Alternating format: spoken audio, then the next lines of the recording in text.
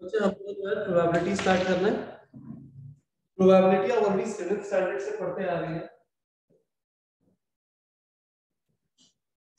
But अभी जो आपने प्रोबेबिलिटी यूज करनी है जो भी हमारी आएगी उसमें हम लोग क्या करेंगे, कॉम्बिनेशंस का यूज भी होगा।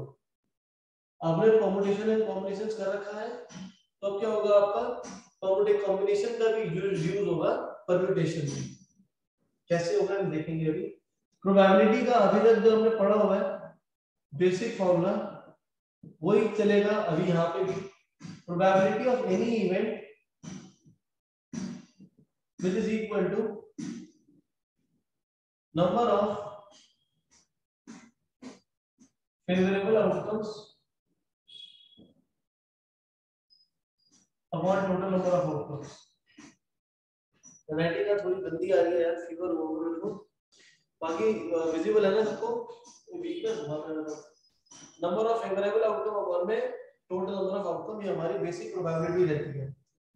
हम लोगों ने जब करा था बच्चे, अगर एक कॉइन को टॉस करते हैं तो कितने आउटकम आएंगे। अगर एक कॉइन को टॉस करोगे तो कितने आउटकम आएंगे बेटा, दैट इज 2 आउटकम्स। अगर दो कॉइन को टॉस करोगे तो आपके कितने आउटकम आ जाएंगे। अगर हम दो कॉइन को टॉस करेंगे तो हमारे कितने आउटकम आते हैं, 4 आते हैं। कैसे आता है, 2 स्क्वायर। और अगर 3 कॉइन्स को टॉस करते हैं तो क्या हो जाएगा बेटा, 2 cube that is equal to 8। होता क्या है, एक कॉइन को थ्रो करने पर कितने आउटकम्स आते हैं, 2, तो वो हमारा बेस रहेगा। और कितने कॉइन्स को टॉस कर रहा हूं वो पता चल जाएगा, मेरा पावर में चला जाएगा। ऐसी 4 कॉइन्स होंगे अगर मेरे पास, तो 4 कॉइन्स में क्या हो जाएगा, that is 2 raise to the power 4, 16 outcomes आ जाएगा। Similarly if one dice is thrown, कितना हो जाएगा, 6 रेज़ टू द पावर 1, जो ये कितना आ जाएगा, that is 6। 2 dice are thrown, 6 square 36। 3 dice thrown, तो ये हो जाएगा 6 क्यूब 216। दिस इज 6 क्यूब 216, ये आ जाएगा हमारा। अब जब आपके पास एक कॉइन को टॉस करते हैं तो आपके पास 2 आउटकम आते हैं। 2 आउटकम कौन कौन से होते हैं, एक होता है हेड और एक होता है बेटा टेल। अगर दो कॉइन्स को टॉस कर दो तो कितना आउटकम होता है बेटा, 4 है। तो 4 का मतलब क्या हो जाएगा, कौन कौन से आउटकम बनेंगे, ये बनेगा हमारा head head, tail tail, head tail and tail head. Head head, tail tail, head tail and tail head, ये हमारे आउटकम्स रहेंगे। अब अगर 3 कॉइन को टॉस कर रहे हैं तो 8 आउटकम्स हैं। 8 आउटकम्स कौन से होंगे, तो सबसे पहले क्या करेंगे, 8 को हाफ कर देंगे। 8 को हाफ कर दूंगा तो हो जाएगा 4, तो 4 बार हेड आएगा और फिर 4 बार टेल आएगा। 4 को हाफ कर देंगे तो 2 हो जाएगा, so we will write 2 times head 2 times tail, 2 times head 2 times tail, और 2 को फिर हाफ कर देंगे तो head tail head tell head tell head tell, तो ये हमारे 8 आउटकम्स बन जाएंगे। इज दिस क्लियर, नोट कर लेना इसको, नोट कर लीजिए कि अगर 3 कॉइन को टॉस करेंगे तो 8 आउटकम आएंगे। 8 आउटकम कौन कौन से होंगे, 4 बार हेड 4 बार टेल लिखेंगे पहले, फिर 2 बार हेड 2 बार टेल 2 बार हेड 2 बार टेल, फिर हेड टेल करके इसको लिख लेंगे।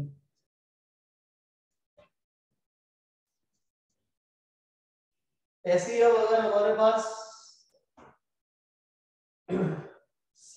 4 कॉइन्स को टॉस करते हैं या एक कॉइन को 4 टाइम्स टॉस करता हूं, एक ही बात होती है बेटा। एक कॉइन को 4 टाइम्स टॉस करूं या 4 कॉइन्स को टॉस करूं, एक ही बात है। नंबर ऑफ आउटकम्स क्या रहेंगे, हमारे सेम ही रहेंगे। तो 4 आउटकम्स के लिए 4 कॉइन्स को अगर टॉस करता हूं तो उसके लिए फॉर्म करते हैं। तो ये हमारे पास आ जाएगा हेड हेड हेड हेड 1 2 3 4 5 6 7 8। तो 8 टाइम्स हेड आएगा, 8 टाइम्स टेल आएगा। फिर 8 का हाफ कर देंगे तो क्या हो जाएगा 4। तो 4 टाइम्स हेड 4 टाइम्स टेल। फिर 4 का हाफ करेंगे 2 हो जाएगा। 2 टाइम्स हेड 2 टाइम्स टेल, फिर 2 times head 2 times tail, 2 times head 2 times tail, और सेम हमारा ऐसे ही चलेगा। और फिर दोबारा 1 टाइम हेड पे 1 टाइम टेल। सो ऐसे आप टोटल नंबर ऑफ आउटकम्स को हम लोग फॉर्म कर सकते हैं कि क्या क्या आउटकम आ सकते हैं। Is this clear? यहां तक किसी बच्चे का कोई डाउट?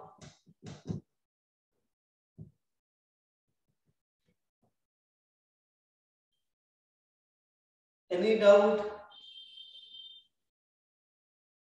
अगर अब हम इससे पूछें find the probability of at least 3 tails. At least 3 tails का मतलब क्या हो जाएगा कि कम से कम 3 टेल। ज्यादा क्या हो जाएगा 4 टेल लेंगे। तो 3 टेल वाले केसेस देखो कौन से हैं। 3 टेल वाला कौन सा केस है? ये रहा केस एच ट्रिपल टी। फिर आ जाएगा T H T T T T H H. तो कितने केस हो गए हमारे? 4 केसेस आ गए। तो हो जाएगा 4/16 प्लस 1/16। तो यहाँ पे आ जाएगा 5/16 आ जाएगा। Is this clear? Is this clear to each and everyone? निकालना हमें सब उसी मेथड से जो हम पहले करते आ रहे थे। Probability of at least 3 heads. मैं 3 टेल बोलूं या 3 हेड बोलूं, ये वापस से समझा दूं बेटा। एटलीस्ट मतलब होता है कम से कम 3 टेल। इसकी probability of 3 tail plus 4 tail. 3 tail के केस ये रहे हमारा। 3 टेल के केसेस तो ये मतलब 4/16। 1 टेल 4 टेल्स की लास्ट वाला केस हो जाएगा 1/16। तो ये हो जाएगा 5/16। फिर बोल रहा है probability of at least 3 head. At least 3 head कम से कम 3 हेड। तो ज्यादा ज्यादा 4 हेड भी हो सकते हैं। तो 3 हेड्स एंड 4 हेड्स। अब 3 हेड्स का केस देखो। 3 हेड का केस ये रहा 1 2 3 4। ये बस 4 ही केसेस है। तो हो जाएगा 4/16 और 1 4 हेड्स। सबसे पहला वाला केस 1/16। तो कितना आ जाएगा ये? 5/16 आ जाएगा। नोट करके डन।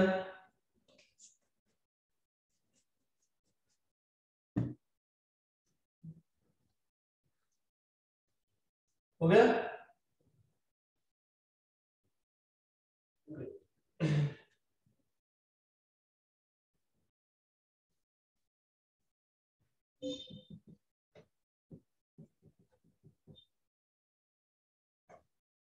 ऐसे ही अगर हम लोग डाइस को लेते हैं,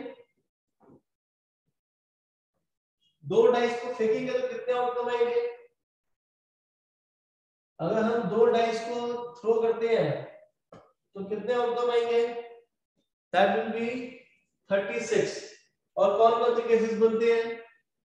दैट इज 1 1 1 2 1 3 1 4 1 5 1 6 2 1 2 2 2 3 2 4 2 5 2 6। फिर अंदर में गए 6 1 6 2 6 4 6 5 6 6। तो 36 आउटकम कुछ हमारे साइड से बन जाएंगे। इसके अंदर बोलते हैं डबलेट। डबलेट का मतलब क्या होता है कि दोनों डाइस पे सेम नंबर आए। दोनों डाइस पे सेम नंबर आए तो क्या क्या केसेस होंगे इसके? 1 1 2 2 3 3 4 4। 5 5 1 6 6 6 के आ जाएंगे और टोटल कितने होंगे 36 आ जाएंगे। ओके इसकी प्रोबेबिलिटी कितनी हो जाएगी 1/6 आ जाएगी। Clear everyone?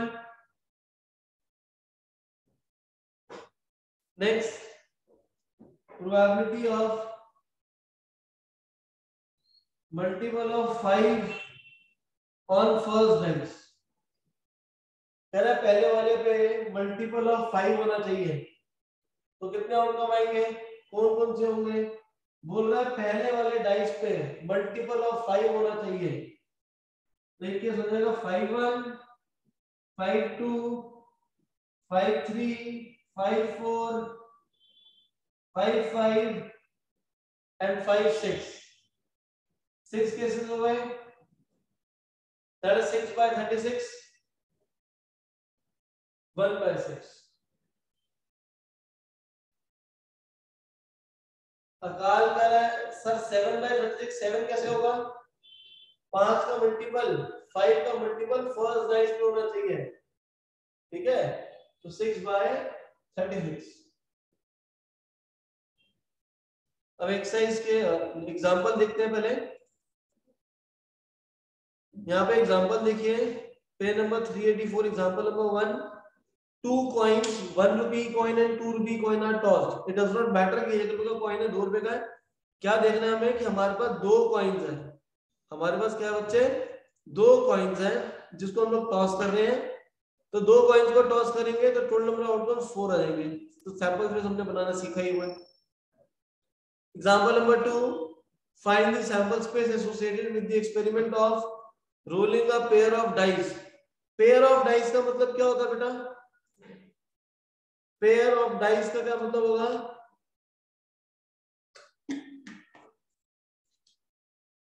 कि हम लोग दो डाइस को थ्रो कर रहे हैं। तो दो डाइस को थ्रो करेंगे तो कितने आउटकम हो जाएंगे? 36 हो जाएंगे। अब आपके पास यहाँ पे कंफ्यूज करने के लिए लिखा हुआ है कि एक ब्लू कलर का है एक रेड कलर का। इट डज नॉट मैटर कि कलर क्या है उसका, इट ओनली मैटर्स कि वो डाइस है। तो 36 आउटकम्स आ जाएंगे। ये हमारे पास सारे लिस्टेड है। Example number 3 in each of the following experiments specify appropriate sample space. A boy has a 1 rupee coin, a 2 rupee coin and a 5 rupee coin in his pocket. He takes out two coins out of his pocket one after the other. इसके लिए हमें क्या करना है? Sample space बनाना है। तो sample space कैसे बना सकते हो आप? उसके पास 3 कॉइन्स हैं और 3 कॉइन के कलर कौन कौन से हैं? कुछ कलर भी है? यस नहीं 1 रुपी कॉइन 2 रुपी कॉइन और 5 रुपी कॉइन है। तो 1 रुपी कॉइन को डिनोट कर लेते हैं P से, 2 रुपीस कॉइन को Q से कर लेते हैं और 5 रुपीस कॉइन को हम लोग डिनोट कर देंगे R से। पॉकेट में से ना निकाल रहा है, हाथ डाल के दो कॉइन निकाल रहा है। तो दो कॉइन कौन कौन से हो सकते हैं? PQ हो सकता है केस कि 1 रुपए का और 2 रुपए का और एक हो सकता है QR और एक केस हो सकता है PR। Is this clear? उसके बाद 3 कॉइन है। जब पॉकेट में हाथ डालेगा, जब पॉकेट में हाथ डालेगा तो क्या क्या आ सकते हैं? यही हमारे केस आ सकते हैं। और कोई केस बनेगा क्या? और कोई केस बनेगा? यस बनेगा। क्या बनेगा? अभी तो PQ है। PQ का मतलब है कि पहले 1 रुपए का आया फिर 2 रुपए का आया। इसका रिवर्स भी तो हो सकता है कि पहले Q आया फिर P आया। QR का रिवर्स हो जाएगा RQ और PR का केस का रिवर्स हो जाएगा RP। ये आ जाएंगे हमारे पास।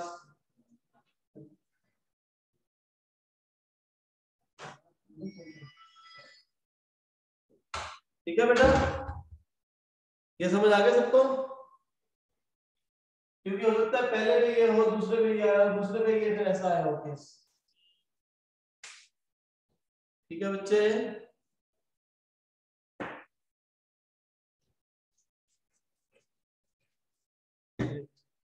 नोट कर लो, नोट करके done in the chat box.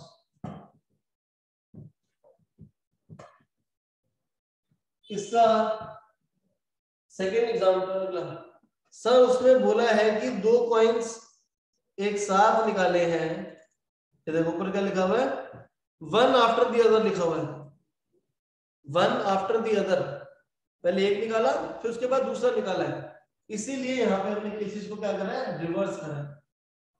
आगे सरल। Next, a person is noting down the number of accidents on a busy road during a year। अब एक बंदा हाईवे पे बैठा हुआ नंबर ऑफ एक्सीडेंट्स को लिख रहा है, तो हो सकता है साल में एक भी एक्सीडेंट ना हो तो जीरो आ जाएगा, हो सकता है एक एक्सीडेंट हो सकता है दो है, 3 4 5 6 भी आ जाएगा, जिसको हम लोग क्या बोल सकते हैं, number of accidents in a year,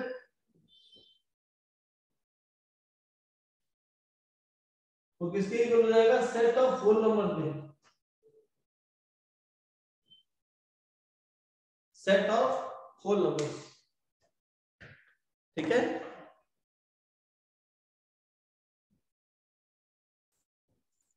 next example 4, a coin is tossed, if it shows head we draw a ball from the bag consisting of 3 blue and 4 white balls। एक बैग के अंदर पहले क्या बोल रहा है, a coin is tossed, एक coin को टॉस करा है, if it shows head, अगर वो हेड शो करेगा तो हमने एक बैग में जिसके अंदर 3 ब्लू और 4 व्हाइट बॉल है उसमें से एक बॉल निकालेगा, और अगर टेल थ्रो करेगा, अगर टेल आएगा तो वो क्या करेगा, एक डाइस को थ्रो करेगा, कॉइन को टॉस करेगा तो या तो हेड आएगा या टेल आएगा, अगर हेड आया 3 ब्लू और 4 ब्लैक में से क्या करेगा, एक बॉल निकालेगा, और अगर टेल आएगा तो एक डाइस को थ्रो कर रहा है। आगे बढ़ो, क्या करना है, describe the sample space, describe the sample space, ये ब्लैक ये व्हाइट है, अब ये कैसे करें, तो आपके पास सबसे पहले क्या होगा, एज्यूम करते हैं कि हेड आया है, हेड आएगा तो क्या करेगा, उसके बाद 3 ब्लू और 4 व्हाइट है, और इसमें से कोई एक बॉल को निकालेगा, तो पहली ब्लू बॉल को ले लेंगे B1, फिर अगला केस क्या होता है HB2 HB3, फिर व्हाइट बॉल भी तो आ सकती है HW1, मतलब हेड के बाद व्हाइट बॉल आई पहली, head second white, head third white, head fourth white, फिर उसके बाद क्या कर रहा है, डाइस को थ्रो कर रहा है, डाइस को थ्रो कब कर रहा है, जब टेल आएगा, तो टेल आया फिर डाइस को थ्रो कर रहा है, तो हो सकता है 1 आ जाए, T2 T3 T4 T5 and T6। Clear, समझा गई ये बात कि सैंपल स्पेस कैसे बनाया है, कॉइन को टॉस करेंगे या हेड आएगा या टेल, हेड आएगा तो कोई भी ब्लू बॉल आ सकती है, कोई भी व्हाइट आ सकती है, HB1 HB2 HB3 HW1 HW2 HW3 HW4 white के लिए, और टेल आएगा T1 T2 T3 T4 T5 T6। Note करके डाल दीजिए चैट बॉक्स, और किसी का डाउट हो तो वो भी पूछ ले।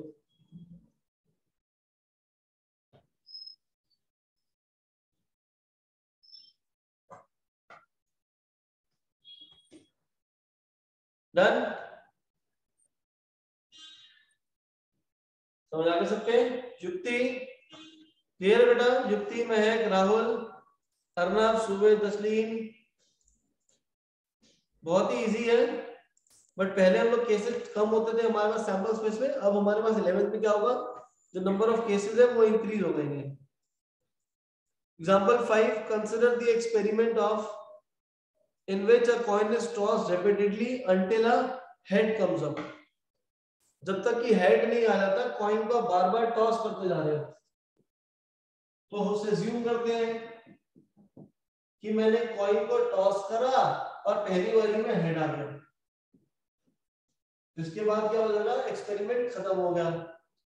फिर एक और केस क्या हो सकता है कि हेड जो है वो सेकंड टाइम में आए, इसका मतलब क्या कि पहली बार टेल आएगा, वो कॉइन को दोबारा फेंकेगा, फिर हेड आया तो खत्म हो गया। अगला केस क्या हो सकता है, टी टी एच, फिर हो जाएगा triple T H, 4 times T H and so. समझ आ गई ये बात? हेड, फिर tail head, tail tail head, triple tail head, 4 times tail and head. Is this clear? इसका एक और केस अगर हम बोले बनाने के लिए कि हम कॉइन को तब बार बार टॉस कर रहे हैं कब तक, जब तक कि टेल ना आ जाए। अगर टेल ना आ जाए तो हो सकता है टेल पहली बार में आ जाए, हो सकता है टेल सेकंड टाइम में आए, third time, fourth time and fifth time में टेल आ जाए। और ऐसे ये प्रोसेस क्या होता रहेगा आपका, चलता रहेगा। क्लियर है? नेक्स्ट केस एक्सरसाइज 16.1, हमें आउटकम्स बनाने हैं। कब कब? सबसे पहले आपका बोल रहा है coin is tossed 3 times,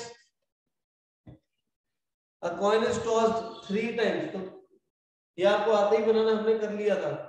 second, a dice is thrown 2 times, we have done. Coin is tossed 4 times, ये मैंने आपको करा दिया है। A coin is tossed and a die is thrown, a coin is, a coin and a dice, a coin is tossed and a dice is thrown। तो इसके outcome कैसे बनेंगे 4 को लेके?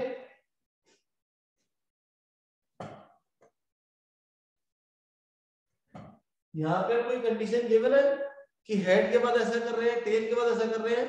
नहीं, हमें क्या गिवन है, simple, a coin is tossed and a dice thrown। एक कॉइन को और एक डाइस को, तो कॉइन को फेंकूंगा तो क्या आएगा, हेड, डाइस को फेंकूंगा तो H1, H2, H3, H4, H5, H6, T1, T2, T3, T4, T5, T6, ये आ जाएगा हमारे पास। ठीक है, पहले हेड आता है हमारे पास, फिर कॉइन की आएंगे। Next case, question number 5, a coin is tossed and then a dice rolled only in case a head is thrown, only in case a head is shown on the coin। तो fifth वाले question में क्या हो जाएगा, ये सारा पीछे का हट जाएगा, ये आउटकम आ जाएंगे। जब हेड आएगा तभी क्या करेंगे, कॉइन को टॉस कर रहे हैं, या टेल आएगा तो कुछ भी नहीं होगा, तो ये 7 आउटकम हो जाएंगे। क्लियर? हेड आएगा तभी डाइस को फेंक रहे हैं, एल्स टेल आ जाएगा। Next case, question number 6, 2 boys and 2 girls are in room X, 1 girl, 1 boy and 3 girls are in room Y, specify the sample space for the experiment in which a room is selected and then a person is selected। तो हमारे पास एक room X है, इसके अंदर 2 boys हैं 2 girls हैं। एक room Y है, Y में 1 बॉय 3 गर्ल्स, 1 बॉय 3 गर्ल्स है। तो इसका आउटकम कैसे बनाएंगे, पहले मैं क्या करूंगा, किसी एक को, यस किसी, अच्छा इसमें नंबर ऑफ बॉयज के लिए पूछा, नंबर टोटल पूछ रहा है, specify the samples in which a person then a person is. तो टोटल ही है हमारे पास। तो पहले रूम को सिलेक्ट करा, सपोज अगर हमने पहले रूम को सिलेक्ट करा x को, तो वहां से बॉय हो सकता है, तो b1 x b2, g1 x g2, girl 1 girl 2। Next है हमारे पास y b1 y g1 y g2 and y g3। ये आ जाएगा हमारे पास। क्लियर? इज अ केस है। Next question number 7। one die of red color, one of white and one of blue color, they are placed in a bag. One die is selected at random and rolled, its color and the number on it। तो ये खुद ही कर लेंगे अब आप। R1 R2 R3 अगर red होगा तो R1 R2 R3 R4 R5 R6। अगर व्हाइट आ जाएगा तो W1 W2 W3 W4 W5 W6। और ऐसे ब्लू के लिए भी कर लोगे आप। तो ये वाले केसेस में कुछ हमारे आसान से हैं जो कि आप खुद सॉल्व कर लेंगे इन सभी केसेस को। मैं अगला टॉपिक स्टार्ट करा रहा हूं आपका इवेंट के लिए, टाइप्स ऑफ इवेंट। सबसे पहला जो हमारा टाइप होता है इवेंट का वो आपके पास आ रहा है impossible event and sure event. Impossible event का मतलब क्या है कि जो इवेंट हो ही नहीं सकता, जैसे sun rises in the west and sets in the east. क्या ये केस पॉसिबल है? नहीं पॉसिबल, इम्पॉसिबल केस है ये, क्योंकि सन राइज का कहां से करता है? ईस्ट से राइज करता है। इसकी प्रोबेबिलिटी कितनी हो जाएगी इम्पॉसिबल की? What is the probability of impossible case? That is 0। फिर श्योर इवेंट। श्योर इवेंट का मतलब क्या होगा? जो होना ही होना है, जैसे sun rises in the east, sun sets in the west, ये श्योर इवेंट है। तो श्योर इवेंट के केस में श्योर इवेंट जो है वो क्या हो जाएगा हमारा? इसकी प्रोबेबिलिटी हो जाएगी 1 श्योर इवेंट की। Next event that we have a simple event. Simple event में क्या कह रहा है? If an event E has only one sample point, if it has only one sample point of a sample space, it is called simple event। जिसका सिर्फ एक ही outcome आ रहा हो, जैसे हमारा आपके पास पॉइंट को क्रॉस करूंगा तो हेड आएगा या टेल आ जाएगा, ठीक है ना? तो if an event has only one sample point, मतलब एक टाइम पे दो आउटकम नहीं आ सकते, एक बार में एक ही आएगा, तो उसको हम लोग क्या बोलते हैं? सिंपल इवेंट बोलते हैं। Next compound event. Compound event में क्या हो जाएगा? If an event has more than one sample point, एक से ज्यादा सैंपल पॉइंट्स हो देंगे, तो इसका मतलब हमारा ये क्या हो जाएगा? आपका कंपाउंड इवेंट आ जाएगा। जैसे आपके पास ई एक केस है, इवेंट है, जिसके अंदर बोल रहा है वन हेड अपीयर्ड, एफ में बोल रहा है एटलीस्ट वन, और जी में बोल रहा है एट मोस्ट वन। तो ये हमारे क्या हो जाएंगे? सारे आपके सैंपल पॉइंट्स आ जाएंगे, कंपाउंड इवेंट हो जाएगा। Clear? Is this clear to all? आप लोगों ने सेट्स में पढ़ा था ए यूनियन बी, बेटा किसके इक्वल होता था सेट्स में? That is equal to A plus B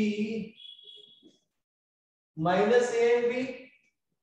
अभी यही हम लोग लगाएंगे प्रोबेबिलिटी में भी। Probability of A union B will be equal to probability of A plus probability of B minus probability of A and B।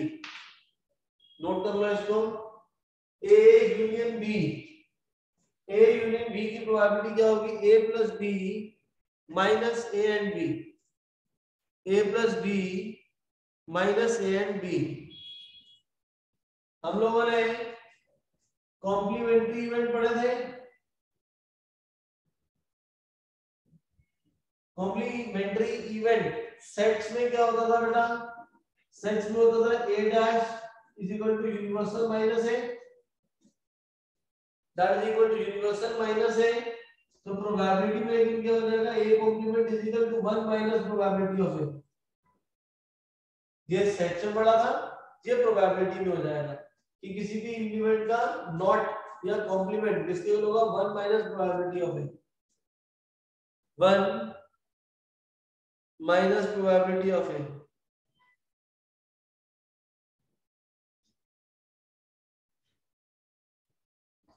Next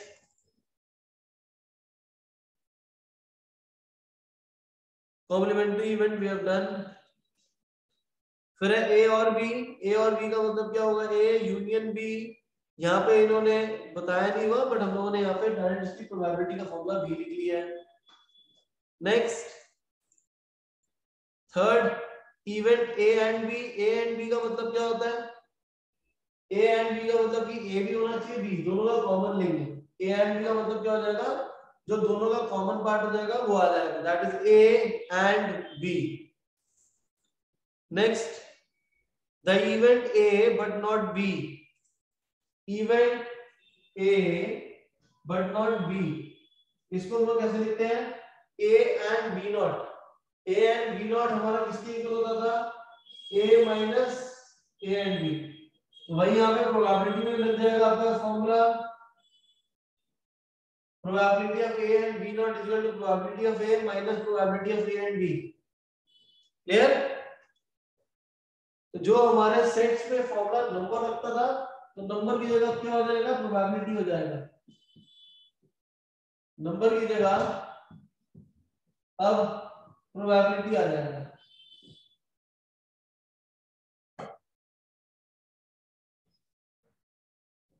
next case, अच्छा ये हमारा केस कौन सा था? A but not B.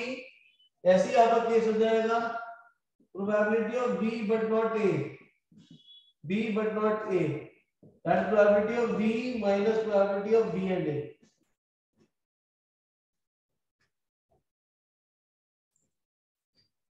Next अब example number 6, consider the experiment of rolling a dice.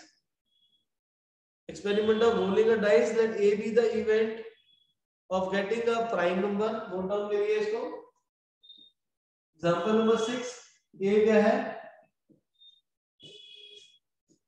Event of getting a prime number. Event of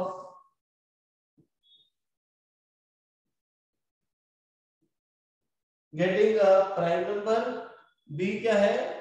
Getting an odd number.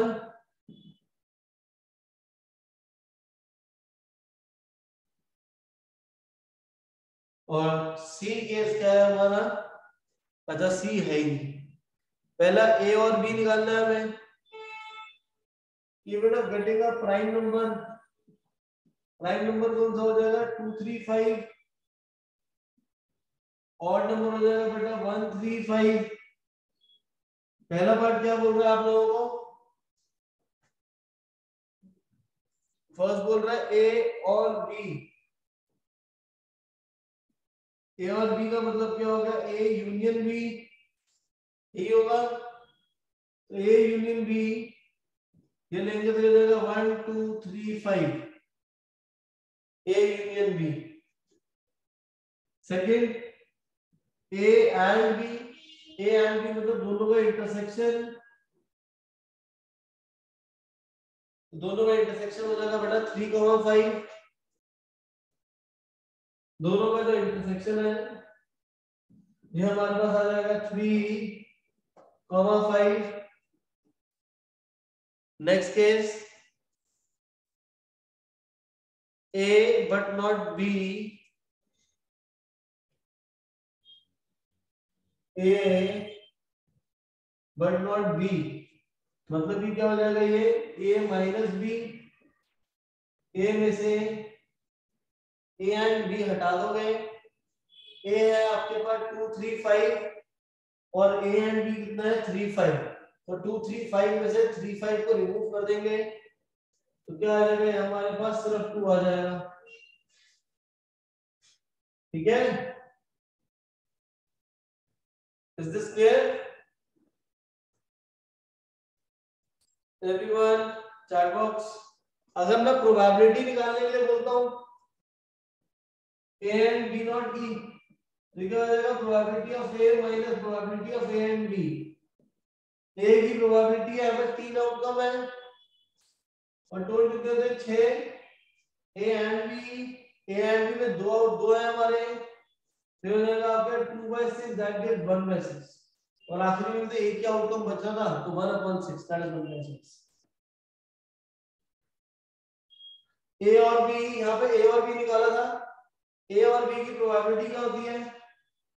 हमने ए और B का फॉर्मूला पढ़ा था, probability of A union B is equal to probability of A plus probability of B minus probability of A and B. A की probability है 3/6, B की 3/6। ए and B में दो आउटकम है, -2/6 कितना हो जाएगा? 4/6 आ जाएगा ए यूनियन बी में। और यूनियन में कितने एलिमेंट है? 1 2 3 4, तो 4/6। क्लियर? सारे के सारे सेम फॉर्मूला चलते जाएंगे हमारे। अभी तक आपसे सिर्फ सैंपल स्पेस बनवा रहा है, आगे चल के इन्हीं की प्रोबेबिलिटी निकालनी है। फिर एक केस रह गया नॉट ए। नॉट ए का मतलब क्या हो जाएगा? नॉट ए का मतलब हो गया कि ए के एलिमेंट को छोड़ के बाकी सारे एलिमेंट, ये 2 3 5, तो इसी का नॉट क्या हो जाएगा? 1 4 6 आ जाएगा। इसी का नॉट आ जाएगा 1 4 6।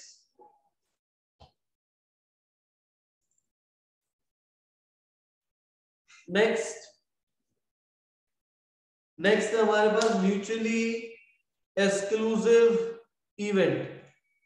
म्यूचुअली एक्सक्लूसिव इवेंट, अब इसका मतलब क्या होता है?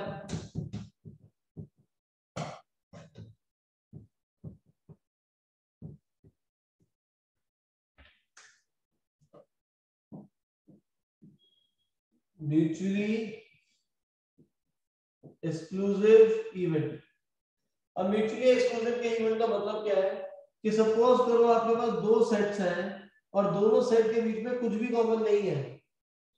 दोनों सेट के बीच में कुछ भी कॉमन नहीं है, तो ऐसे सेट्स को हम लोग क्या बोलते थे? Disjoint sets. तो जो भी डिसजॉइंट सेट्स होते हैं प्रोबेबिलिटी में उसको क्या बोलते हैं हम लोग? Mutually exclusive event. I repeat again, कोई भी दो सेट्स में अगर कुछ भी कॉमन नहीं होता तो उसको बोलते थे डिसजॉइंट सेट्स, और प्रोबेबिलिटी में उसको बोलते हैं म्यूचुअली एक्सक्लूसिव इवेंट। तो इसका मतलब क्या हुआ कि इसकी प्रोबेबिलिटी कितनी हो जाएगी? ए एंड बी की प्रोबेबिलिटी कितनी हो जाएगी अगर दो सेट के बीच में कुछ भी कॉमन नहीं है? Very good Siddharth, that is 0, क्योंकि कुछ भी कॉमन नहीं है। जब कुछ कॉमन ही नहीं है तो प्रोबेबिलिटी कितनी हो जाएगी? 0 हो जाएगी। तो फिर ए यूनियन बी का फॉर्मूला वो चेंज होकर क्या हो जाएगा? Probability of A plus probability of B आ जाएगा, क्योंकि माइनस ए एंड बी होता है पीछे। फॉर्मूला क्या होता है? माइनस ए एंड बी, और ये तो 0 हो जाएगा। तो जिसकी वजह से जो हमारा फॉर्मूला है वो क्या बन जाएगा? Probability of A union B is equal to probability of A plus probability of B. कब होगा? जब दोनों के दोनों इवेंट आपस में क्या होंगे? डिसजॉइंट होंगे। डिसजॉइंट कैसे होंगे? जैसे suppose a coin is tossed, coin नहीं, dice, a dice is tossed, A is the event of getting odd number, B event of getting even number। A event है odd number आने का, B event है even number आने का। odd हो गया 135, even हो गया 246। ठीक है, दोनों में कुछ भी कॉमन नहीं होगा, तो A union B is equal to probability of A plus probability of B।